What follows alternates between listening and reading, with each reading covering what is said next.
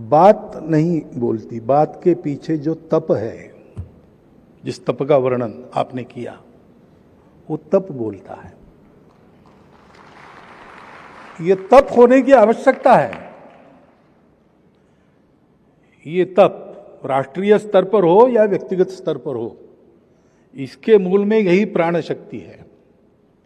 भारत की भी एक प्राण शक्ति है, जिसको जो हमारे आंखों के सामने है, जो नित्य हम अनुभव करते हैं, लेकिन हमारी दृष्टि कच्चे अहंकार पर चली गई है। हम पर भी वो 500 साल के संस्कार गहरे पड़े हैं, तो हमको वो दिखता नहीं है।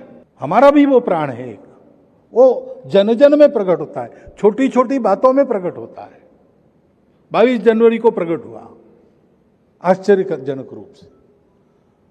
विश्व में कई संकट आता है तो आज भी भारत दौड़ के जाता है। वो देश हमसे शत्रुता करता है कि हमारी मदद करता है, देखता नहीं। ये होते रहता है, ये अपना आप थोड़ी होता है। भारत की चेतना के पीछे जो प्राण है, वो प्राण ही भारतीयों के आज के उस अवस्था से नीचे गिरे हुए जीवन में भी वही प्राण प्रकट होते हैं, और भारत की पहचान उसी से आज भी बनती है। हमारा ध्यान राष्ट्रीय स्तर पर भी उसी प्राण की ओर होना चाहिए, और उसी प्राण की ओर हमारा ध्यान जाए, और उस प्राण को राष्ट्र जीवन की सभी प्रकार की गतिविधियों में हम पूर्ण चेतना के साथ उसको प्रकट कर सके। इसलिए अपने व्यक्तिगत जीवन में उसी प्राण की, क्योंकि प्राण एक ही है सर्वत्र विश्व में,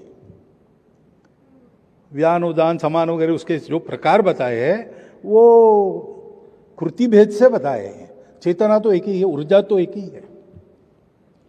उस ऊर्जा के साथ हम संबद्ध हो जाए तो वो सारी ऊर्जा हमारे माध्यम से काम करेगी।